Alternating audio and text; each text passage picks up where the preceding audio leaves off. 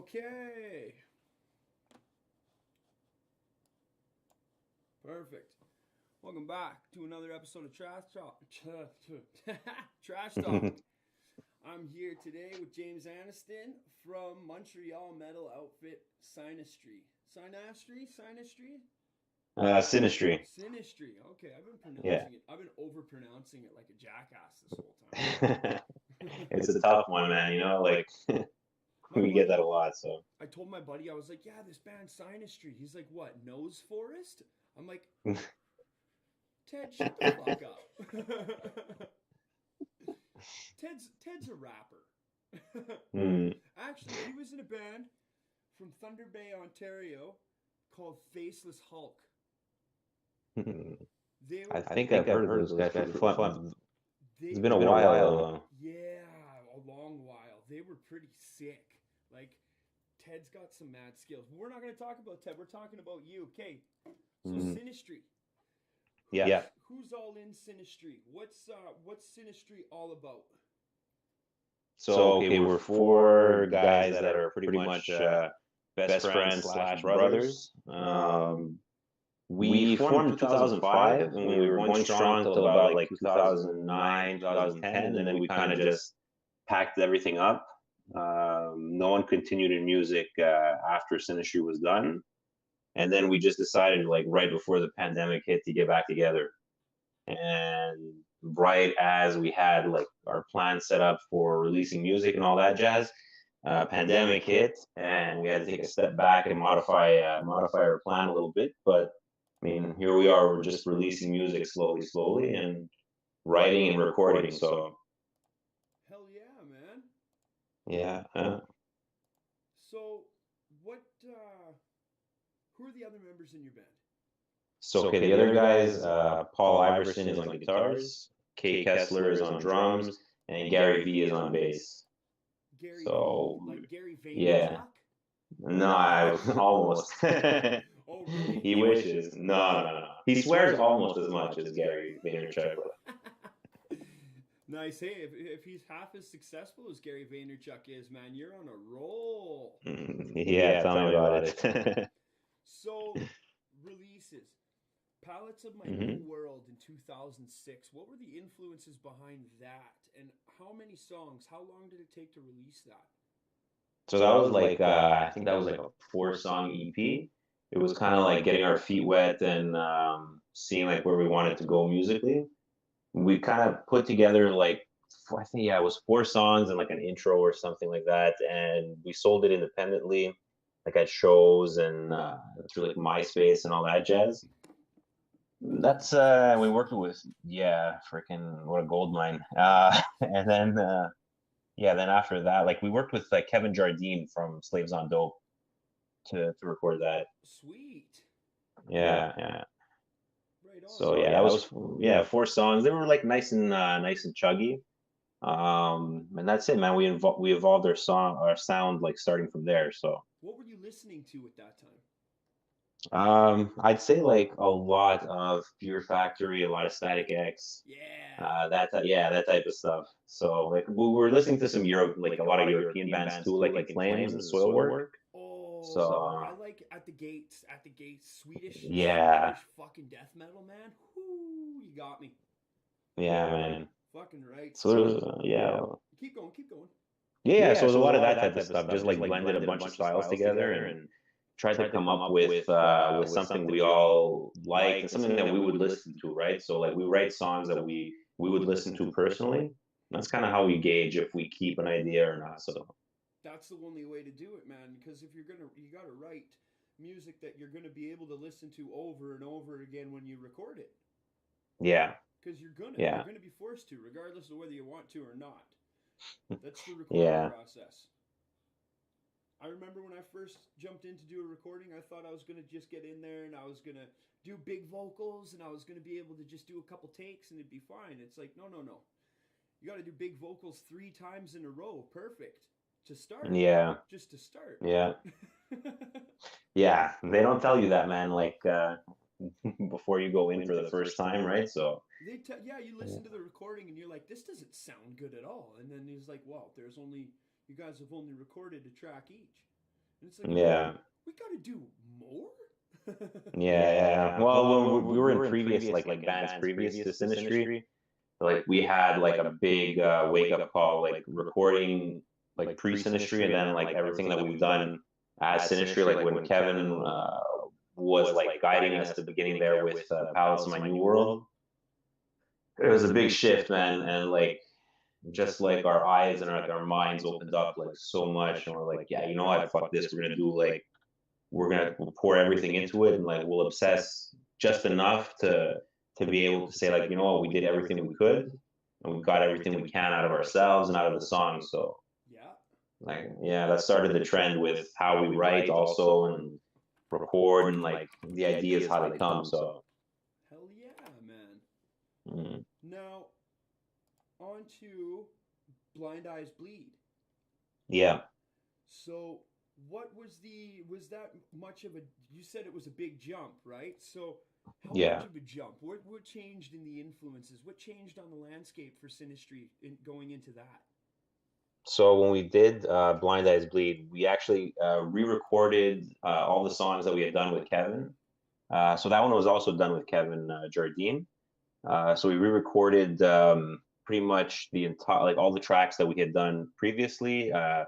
Did like, I don't know, I think like 5 more songs, or no, more than that. I think it was like 12 songs in total, or 12 songs in an intro. Yeah, dude, and I changed my vocal style too. So I went from like kind of like a hardcore like screaming slash yelling style to like Some a with more the death voice in it. growl. Yeah, some with some Yeah, voice yeah, in yeah. it to something with just straight gutturals. Yeah, so like I started doing like more like straight gutturals and like a little bit more I was toying with like inhale screaming Ooh. and like pig squeals. So like that was like kind of like the beginning. Like there's not too much of that on there, but getting my feet wet on that, and we just approached it as like from a more polished idea. Like all the songs were like written more like precisely, I should say. So it wasn't like, okay, we had like a main riff and we went in, recorded that, and like added stuff afterwards. We like really took our time, like pre-production wise. Like we knew, okay, like this is how like this section of a song is gonna go. This is like, maybe we want a keyboard lead here, maybe we want like a guitar lead, and we started using a lot more electronic samples too. So Very like nice. yeah, so the first EP had like a fair amount, like I guess it's fair share, but when we did Blind Eyes Bleed, like almost every song was like saturated with samples to a certain degree, and we would play them, we would use them live too. So Oh, sick. We had a band out here called Kayoctus. Shout out to hmm Big Nate. Shout out to Che. Shout out to Doug. Shout out to Kevin. Kevin was their last drummer. Kevin Nelson from Woodhawk, I believe. Wait, no, their last drum. I can't remember. But shout out to all those guys. They used to do the same thing. They would have a screen set up and they would have video and audio samples to open and close every song. oh, nice. Super tight. Like they would just press play and they would have their starts and stops just bang on instead of having to keep Yeah, videos up, right? So like yeah. very cool stuff. So now on to the hiatus and why such hmm a long hiatus. I'm assuming life just happened. Yeah, well, we were recording like a fair amount of music, which ended up being the stuff that we're releasing now. Uh, Dividing the double helix in civilization's coma. yeah, We'll go into so those after. Keep going. yeah, so like we recorded those songs, and we were searching for a deal. But we had released Blind Eyes Bleed through like a small label in Ontario, but we were looking to make like a career out of it, and like to make like a sustainable source of income, I guess you could say. And like the Touring and playing 200 over 200 plus days a year, making it your job. Yeah. y- yeah, exactly, man. Like no excuses for anything. So we were shopping, and it just didn't happen. So like at a certain point, like all of us were like kind of fed up, and we're like, you know what, maybe like if we live by the sword, we're gonna die by the sword. So we just put the sword down for a while. Hey man, that's commendable. I can respect that. Like my band ended and I'm not really looking for another music project, I'm doing this. You know, I still jam, I still play my guitar and stuff. I still do some vocal guest spots here and there. But yeah, man, the band thing, the people, all shout out to all the people out there who are still fighting in their bands and still working towards a better future after COVID, because Yeah. it's fucking difficult, and I couldn't cut it. I just couldn't cut it. I wasn't strong enough to do it. So hopefully you guys Yeah. are. Well, dude, like honestly, it's tough, man. And like we like took like a decade off, so like I don't know exactly where it's gonna lead us, but as far as like writing, recording, and releasing music, that's I think our main like our main goal. And whatever happens afterwards, I mean, it happens. If offers come, they come, but we're not gonna we were really, really, really grinding our nuts to the grindstone back in the day. Like Canada's a hard place to land a solid deal, man. yeah, Especially it back really then. is. Back then was like Warped Tour days, right? So Yeah, exactly. to be a metal band, especially a metal band with like some grit and some edge and some production value to go behind it, that's something that you had to go across the border for. Yeah, man, it was tough, dude. Like on our first album, even like we had the first. It's funny actually. Now we had one former vocalist of Arch Enemy and the current vocalist of Arch Enemy on it. So we had we had Johan Leva on one of the songs, and we also Annalisa White Glass, yeah, when she was in the Agonist, but obviously now she's in Arch Enemy there. So Yeah, that's pretty rad. That's pretty fucking cool. Honestly, I liked Arch Enemy when hmm the first vocalist you mentioned was doing it in the beginning. hmm That shit was so good. yeah. I like the new stuff, but honestly, I'm not a big fan of Alyssa.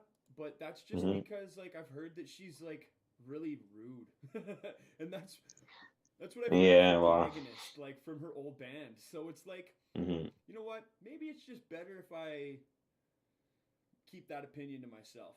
I don't have nothing to say about Alyssa. Nothing good and nothing bad. She's a yeah, great yeah. vocalist, though. You can't fucking Oh, go dude, past yeah, it. she's a beast, man. I'll be honest with you, like, Definitely insane. Okay, now on to coming back. So, hmm what was the catalyst that made you say, "All right, fuck this. Let's get back to it. We got shit to do." What was the spark that lit that fire again? I think it was a combination of we have these songs, like they're pretty much ready to be released. We haven't released them. It's been a decade. Like my guitarist, my we all stayed very, very close actually, like even after Sinistry dissolved. So, like it was a decade that we were still seeing each other like very much on the regular. Instruments hanging So, on the wall, drum kit, yeah, whatever, and man. everybody's just like, "Ah, leave it alone. Just leave it alone." Yeah. We Everybody's had brought it up. waiting for Yeah, the and we other had guy brought it to up a say couple of something. times.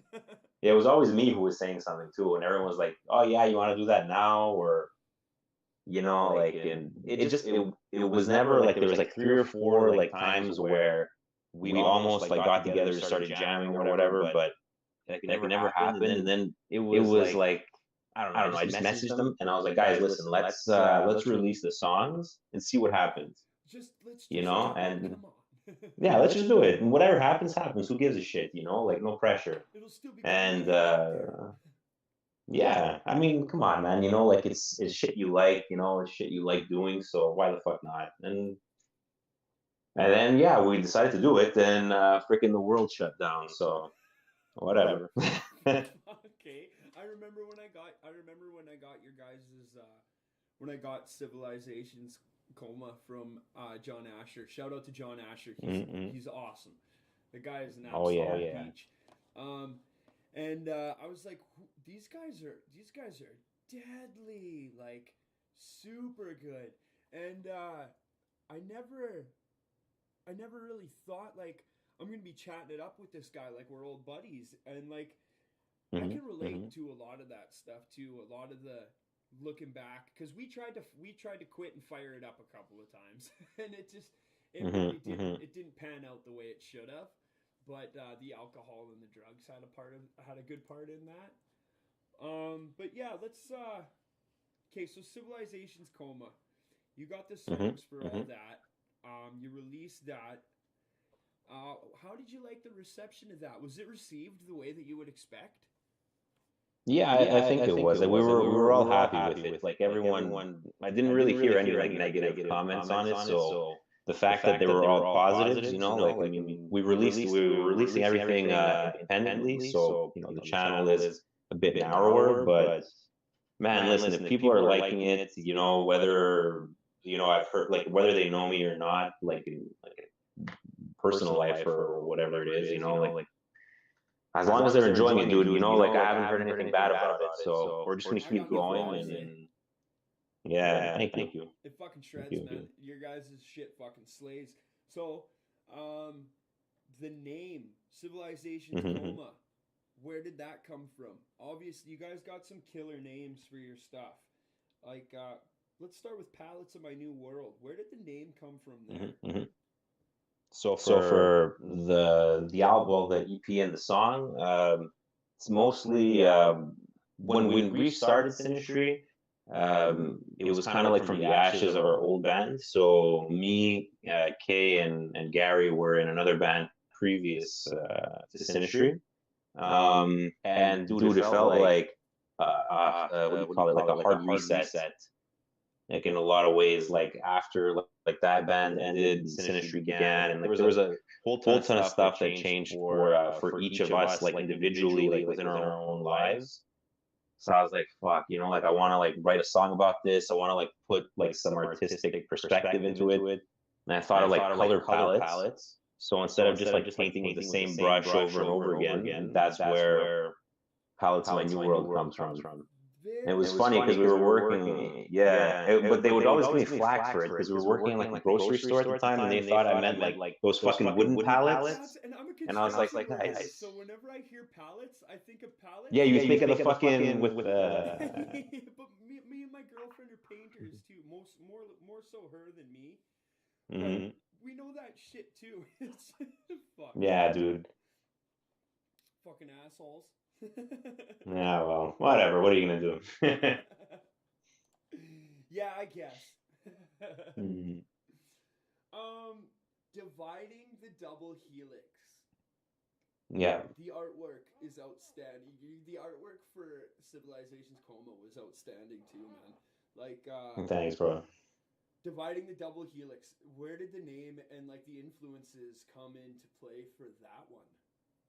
So dividing the double helix is mostly about like trying to figure out, like why like I personally am the way I am, like why I think and feel the way that I do, right? Like, you could look at yourself like either objectively or non-objectively. And usually like we look at ourselves like non-objectively, right? Because like you have this predetermined like image You of got an who you anchor. are. You got an anchor in your Yeah. ego.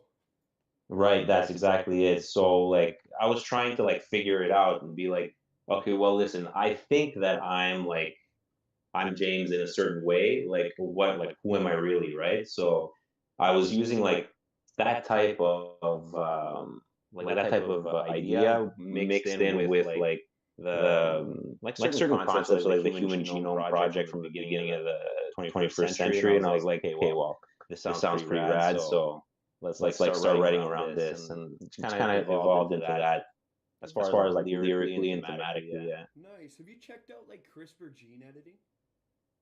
I've heard about it, man. It's a bit freaky, but dude, if it can give me like Hulk Hogan biceps, why the hell not?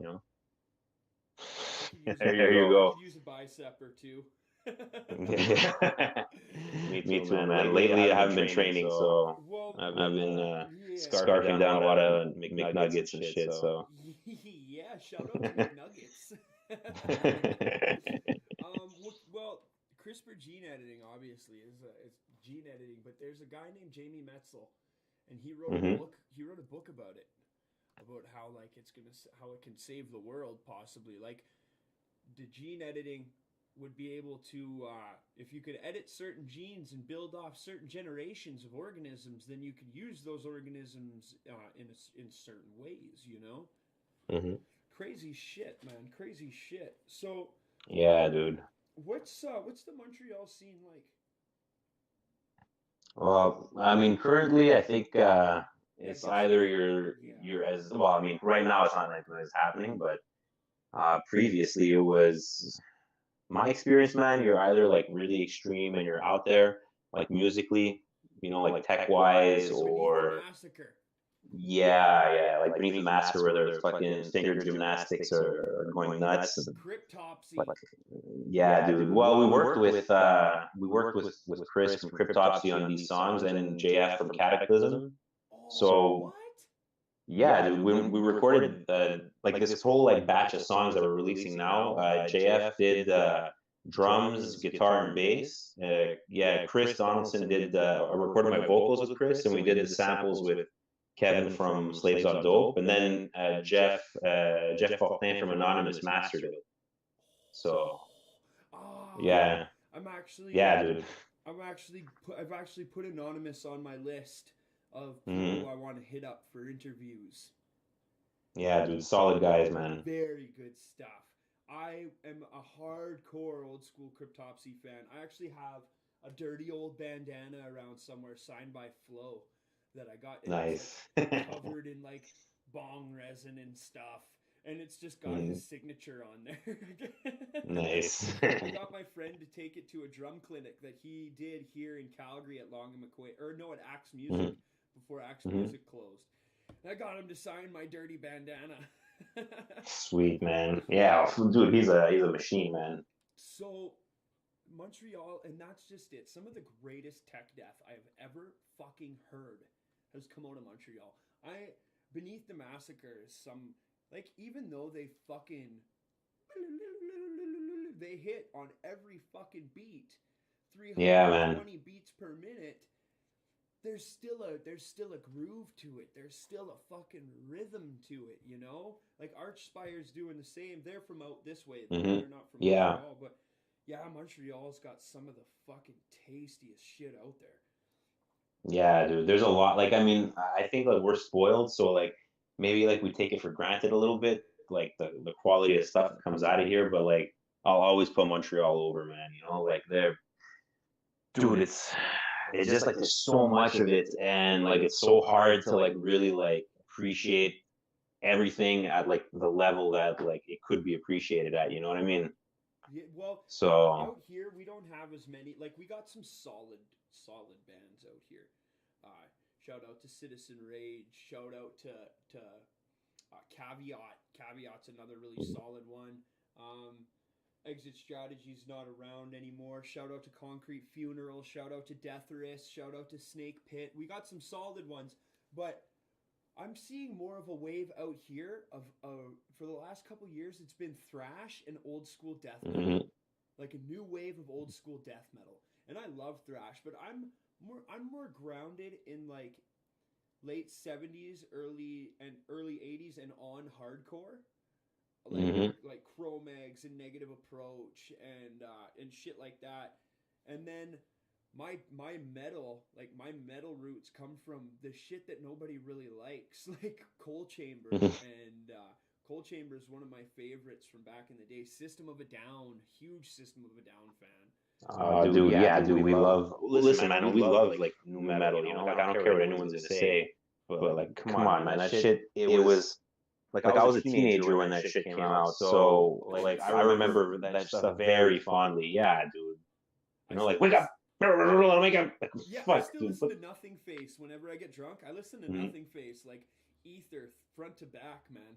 I love that shit. And I'm a fucking go fast and yell really loud all the time kind of guy. But Mhm. when you like something, you fucking like it. Plain and Yeah, simple. dude. Well, it has a shit ton of groove, man. Oh, Like dude, it's yeah.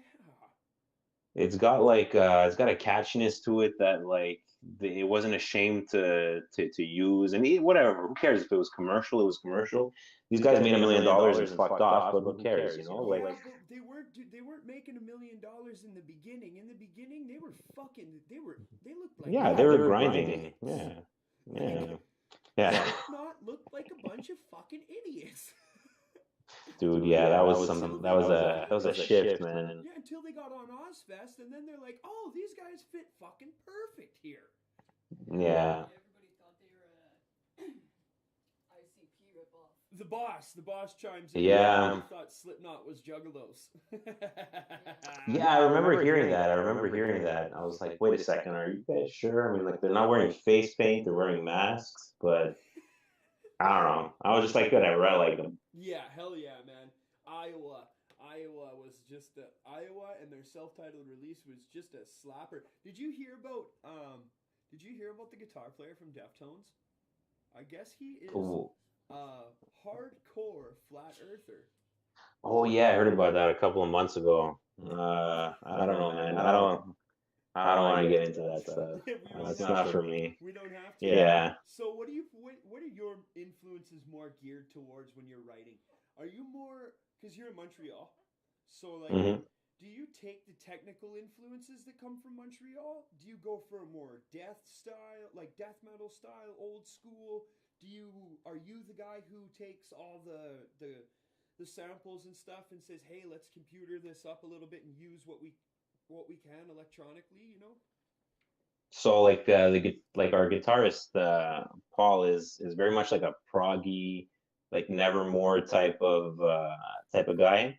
So whenever like he writes, it's weird because like me, Paul, and Gary all like come up with an idea, and then like the rest of the guys all like distill it and filter it, and we each add ideas, right? So like if Paul's writing something is very like proggy, and we kind of like skew it in a certain way that it fits into Synastry. If Gary's writing something, like he usually writes something a bit more like groovy.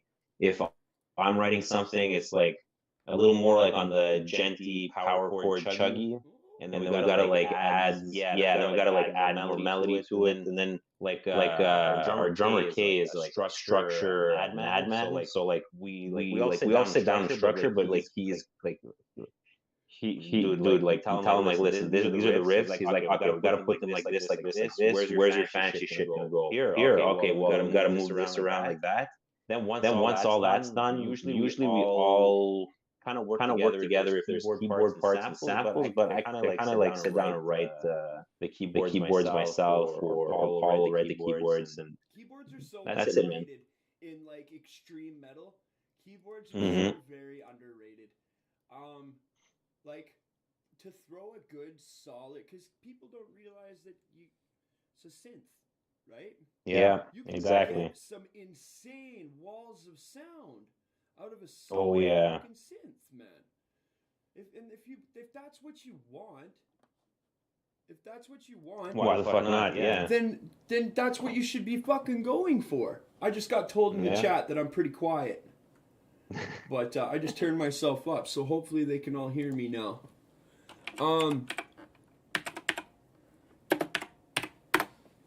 Okay.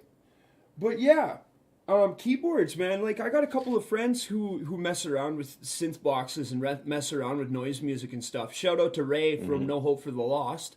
They just dropped their single, and there's a lot going on in that single too. John Asher does a lot of their publications as well. I would definitely say check them out. They would complement your guys' style really well. So moving forward, what are your guys' plans for the future of Synastry? So I think after Dividing the Double Helix comes out, we're gonna see what we're gonna see the way that we're gonna release like the remainder songs, because we do have like another 6 or 7 songs. So I don't know if we're gonna do like another 2 EPs, or if we're just gonna release singles like every couple of weeks. And then beyond that, we're actually remixing our first album, Blind Eyes Bleed. Send it to me when it's done. Oh yeah, dude, it's gonna be nice and tasty. So Can you send me your first 2 EPs? I don't know. You know what? I'll try it. If you The can, first one, I'm not sure. if you I don't can know get the if I files don't and have send, any. if you do, that would be fucking amazing. I would throw them on the podcast right away. Okay, I'll try to find them. I know we have like at least a copy or two somewhere. I don't know. There's a lot of shit in my office, but And it's been a long time too. Yeah, dude, it's been like over like 12 years. So I don't know. I can't promise you anything, but I'll do That's my best. okay, man. I still appreciate the gesture. Yeah, and that's it, man. Then we're writing. So like I think between like 6 songs that we have ready to go, and then like 8 songs that we're remixing, and then I think there's like 4 or 5 songs that we're working on at the time now. Like, yeah, dude, it's busy. I mean, we're not touring, we're not playing shows, but it's strange because we're more busy than ever writing. So good. Yeah. So my buddy Ted from that band I mentioned earlier, Faceless Hulk, he actually jumped in. He's watching us right now. Hey, Teddy, Teddy Bear, my sweetheart, you rapper. I know you guys have obviously been a part of the scene for a while. What are some of your most noteworthy like shows or bands that you've played with? So we played with Rotting Christ back in 2007. Sweet. In Sudbury, Ontario. Yeah, dude, it was wild because like my parents are from Greece, and like these guys came down to Canada, right? Doing a tour from Ontario and Quebec. We managed to get on that show, and like I went up to them, I started talking to them, and they were like, okay, yeah, whatever. And then I started talking to them in Greek. And they're like, oh, what the fuck? Did you speak Greek? I'm like, yeah, dude, I am Greek. And they're like, oh shit. Our bassist needs a joint. Do you have a joint? I'm like, hold on, my bassist has a joint. So that's it, man. We hung out with them. Like, we're done trying to ask these guys for weed. Fuck this. Yeah, we don't know. We can't. Like, they're not getting it. They're bringing us regular cigarettes. I'm like, okay, I don't know. Let me hook you up here. So yeah, dude, it was hilarious because like I went up to my bassist and I was like, Gary, do you have a joint? And he looks at me and he's like, you don't smoke. And I'm like, it's not for me. And he's like, is it for Rotting Christ? And I'm like, yeah. He's like, okay, let's go. He just like dropped whatever the fuck he was doing. He just like, we went to their. I got a couple doobies for Rotting Christ. Yeah, that was a fun show, man. That one. We played a lot of shows with the Agonist back in the day too. It was always fun, like hanging out with those guys. Yeah, freaking fun guys, man, to be around. What else? I mean, we played with. We didn't play with Cryptox. We almost did, but we played with Chris's other band, Mitosis. So. Nice. That's it, man. I mean, like, there's I'm sure there's a few that I'm forgetting, but. What about your buddy bands? Do you guys got buddy bands that you're always playing shows with? Yeah, but they kind of all disbanded besides the Agonist, so. Oh, that's sad. Yeah. I have a side project actually with a buddy of mine who was in a couple of bands that we had played with, and he does like all the guitars, drums, bass, and everything, and I just do the vocals. But like that's like a whole other like can of worms. Like we've been like recording for like 3 years, and it's like, oh yeah, I just bought like a new plugin. I'm like, bro, like let's just finish these fucking songs. Like it's been long enough. Just mix them and put them out, dude. Like, you know. And I'm like, then like I get unhappy with them. I'm like, no, fuck this. I'm gonna re-record my vocals. And yeah, it's fun, man. You know, like whatever, it's okay. Hey, man, that's what it's all about, is having fun. It's in that situation, like you said before, you guys already did the nose to the grindstone for a label thing, and it didn't work out. So now it's like, now you're doing it for fun because it's something you enjoy to do, and like that kind of cracks the shackles off, and it kind of unbridles you, so you can just let fucking loose and rip, man. Yeah, man. It's you approach it with like a different perspective. You know, you're more appreciative of it because like it's one thing like to be passionate about something and like to go and give it your all, but then at the end of the day you also have like an expectation out of yourself, out of other people, and out of like an industry where you're like in any other industry, in any other job, right? You're just like a cog. So like if you don't fit into the machine like at the part where you're at, then like doesn't matter how passionate you are, like at that point in time you're not going to get where you want to go. So you can keep grinding, you can do what we did, you know, like teach their own, whatever makes you happy. But dude, when you go into it with like no expectations and not thinking like, okay, I need to do this so that this could be my main like source of bread. Fuck, I don't know. I haven't been happier in music, you know. Like I started just like trying different things, you know, and that's it, dude. Like hell yeah, there's no point because yeah, you're always gonna have someone over your head, and as long as that person isn't you, then you're okay. Hell yeah, man. I can totally relate to that. That's exactly how I feel about the podcast and stuff. I'm pushing stuff out because I enjoy talking to other musicians. I enjoy talking to guys like you about this kind of stuff. And I feel that I'm a better talker than I am a musician. So I'm doing it for fun. Like I'm a construction worker. That's what takes care of me, you know? This is for fun because I grew up thinking that getting drunk and wasted was the only thing to do for fun. So now I do this for fun to keep myself out of fucking trouble because I'm still pretty weak to that stuff. Yeah. Well, this is a more, I think this is a more fruitful advice or like source of entertainment, right? So. Hell yeah, man. It so far so good, so very, very good. Nice. So now, what about you personally? Like, what do you like to do outside of the music, outside of advising people financially? What does James like to do? I don't know, a whole bunch of like boring stuff, I guess. Just hanging out with like family and friends, you know, taking the dog for a walk, that type of shit. I can't wait to go back to the gym, man, because like honestly, like gyms have been closed in Montreal for like the longest time. And I'm just like scarfing pizza and eating bullshit. And I used to be like really fit before this pandemic. Like I was like actually training in pro wrestling. Oh man. So yeah, dude, I was doing burpees for fun like a year ago. And like my wife would be like, "You fucking stop! Like we're watching TV." And now you're just burping for fun. Now I'm just fucking burping, bro. I was like 200 pounds, like with like a 4-pack. Now I'm like fucking 230 with a beer keg. So. Oh man, I don't mean to laugh at you, buddy. I don't mean to laugh at you. No, you should. It's funny, but. Yeah, man, I miss going to the gym, bro. You know, like I miss like a lot of stuff, but whatever, man. It's gonna open up here soon on Friday, so hopefully I'll be able to. Get some frustration out. Yeah, that's all you can do is just everybody's at the mercy of the clock. You know, you gotta. Time is a fickle fucking mistress, and we're all at the mercy of it, right? Oh yeah, buddy. Big time. What are your favorite bands? Big time.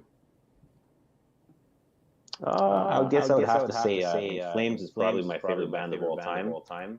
Like I could listen to any In Flames album like at any day of the week, like, and it'll always like jack me up. Static X,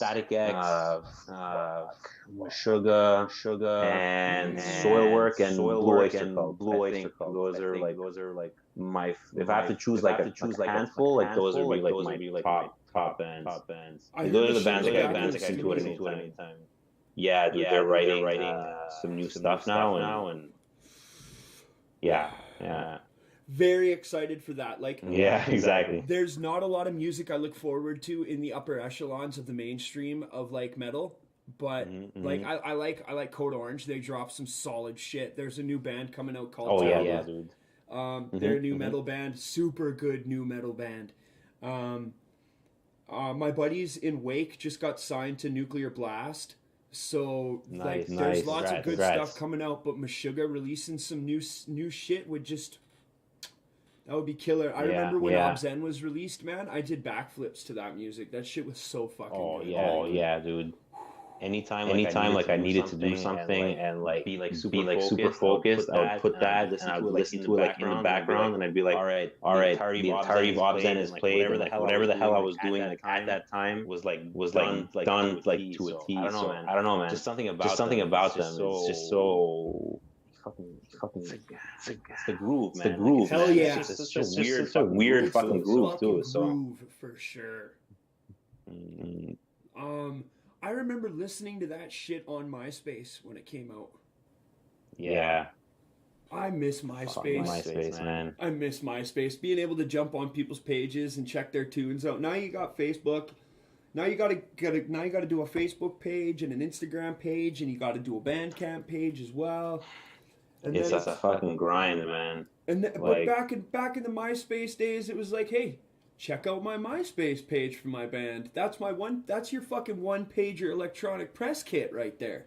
Yeah, that's actually we got signed because of our MySpace to that Ontario label, because we were like super active on MySpace. You know, like we were sending friend requests, we were responding to people, like we were writing to other bands. Like all of our tours were booked on MySpace. Like either contacting other bands or promoters like in other cities and just like going to town, you know, like it was, guy sends you a request, you start talking to him, oh, next thing you know, guess what, you want to come down here and play in like whereversville, you know, like sure thing, bro, I'll come. Yeah, we got a show going on, and we'll let you crash on our fucking couch, and we'll give you gas money, and if we get enough, we'll chuck you a couple bucks too, you know? Yeah, dude, like it was the best. Like these days, man, like yeah, I don't know like how it works now, like being indie and touring, but fuck, I could only imagine like hooking up shows must be a lot more difficult, even though like there's more like avenues out there, like you said, like Facebook, Instagram, and all this shit. But fuck, dude. Like to stay top of mind on any of the social media's platforms, you need a team working like full time, like no time off. You know, like I was working on the Instagram account when Civilization's Coma came out, and like at one point I was like, you know what? I think I fucking hate social media. Like, and like it had been a while since I've been on social media since like 2006, 2007. And like it really clicked that I fucking hate this shit, because like you got to be constantly on it, you know, like it never sleeps. It always wants you to be like interacting with people, to play like, on it, to fucking scroll. Yeah. It's a mess. Yeah, dude, like fuck. I have other stuff to do, man, you know, like. Yeah, I get bad on Facebook. I get into fucking shitty, stupid little arguments and fucking make myself look like a jackass. Yeah, that's like I disconnected from Facebook, man. Like I tried to be as little on it as possible. Now my Facebook interactions, I try to keep them limited to just the podcast. Maybe I'll post a picture of me and my daughter every now and again, just so it's kind of saved on there. But my words are limited to the podcast. Share a link, share something involved with the podcast. If people want to hear my thoughts, they can come and tune in to the fucking podcast. Yeah, dude. Honestly, you're doing the best thing, man. Because like I've seen like, I don't know, dude. Like paper fucking gangsters like on Facebook like arguing, right? Like you're tough because like you have the anonymity of the street. It's not even anonymous because like you know all these people, right? So like you're gonna see them in public. Yeah, you're gonna see them in public, and next thing you know, like, oh yeah, I forgot, like you're an asshole, and I'm an asshole for disagreeing with you, and like dragging it out for like a fucking flame war of like 20 comments for no reason. Right, that's exactly what fucking happens, man. In the end, nobody fucking wins, and then you just wasted 3 hours. Yeah, like, going back and forth. Thinking about what you're gonna fucking say, wondering if what you said before was even fucking right. Like, yeah. It's a mind drain, bro. It's useless, you know. Like, and I say this like having to use social media to like promote the band and, as a tool, whatnot. But as a tool, it's very appropriate. Me and my friends were talking about this earlier today. As a tool, social media is very useful. But as a fucking personal journal or like blog or like sounding room is just no. You should get your own blog. If Yeah. you're gonna do that, there's blog sites for that. I hear Nexopia is popular. Oh yeah. I don't know, man. I don't know. I don't know. Like I used to post a lot of shit on there, like personal wise, and then I was like, fuck this. I'm just gonna like post about the band and like anything else that's like not music related. I'm just gonna like even my main account is a shit post account. Yeah, You know, no like I'll personal share opinions. some. No personal Yeah, opinions, because no matter what, somebody is you're gonna wrong. find, Yeah, somebody's gonna read that personal opinion. Somebody's gonna read that through their own emotional lens, and then they're yeah, gonna project their emotions at the time onto that post, and then they're gonna read it through that emotional lens, and 9 times out of 10 they take it as a fucking personal attack because, oh, I was yeah, talking to that individual this amount of time ago and this kind of loosely relates to what I was thinking at the time, so now that must be about me. yeah. It's so dangerous, man. It's so dangerous. How could that person post this flagrant and obtuse opinion about things they obviously don't understand? Yeah.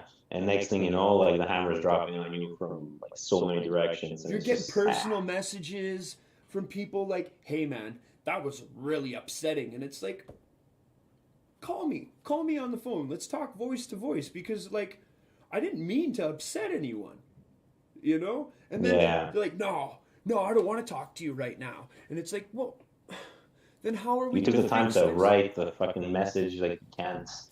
How are I we don't gonna know, figure dude. this Like, out then? yeah, I think I'm getting old because like I started thinking like, why not just confront the problem instead of just like passive aggressively like putting comments, right? Like, I don't know. It's Exactly. not for me anymore, man. It's not for me anymore. No, and yeah, like I got news pages that I follow, and I see my friends arguing in there too, and some of them have alternate accounts just so they could go in there and argue, and it's like, well, if that's how you have fun, that's cool. But I recently left a group because the fucking ridiculous shit some of these idiots say, and then they tried to like dox me. They tried to make a bunch of fake accounts using my picture and then like make posts in there about me, and I was like, wow, I got a new fucking fan base and everything. I must have hit the big time. God, man, yeah, you got me, bro. It's like, well, fuck. I got like 5 people one person making 5 fake accounts, and none of them are fucking subscribed to my fucking YouTube channel. God. You guys No are one's doing ever this. having you. You're doing this wrong. If you're gonna fucking hate me, at least follow my God, shit bro. so you can hate me properly. Like, fuck off. Yeah, exactly. You can have like a direct link to shitting on you, right? Like, Like, come on, man. Look at me. I got a face tattoo. I got missing teeth. Like, I got ugly fucking punk rock tattoos, man. You can't make fun of me with your fucking words. Fuck off with your fucking words. You fucking thought dude. bubbles in a comic book. Eat shit. So, so true. okay, we should wrap this up though, buddy. Is there anything you want to say in closing? Is there any shout outs you want to throw down? Is there anything that you want to tell the public about the future of fucking SYNASTRY? Future of SYNASTRY, dude, man, just strap yourself in because we're gonna be releasing songs like left, right, and center. So that's it, man. Stoked. Sure. Fucking like we're writing like I don't know. I wrote something like on Thursday and I sent it to the drummer, and he's like, yeah, don't show this to Paul yet because I want to write drums on it first. And I'm like, okay. And then I started talking to Paul on like Sunday about it. And he's like, just send it to me without the drums. And I'm like, no, I just wrote guitar. And he's like, if you wrote guitar, what am I going to play? I'm like, no, you idiot. It's the fucking beginning of the idea. It's like the germ.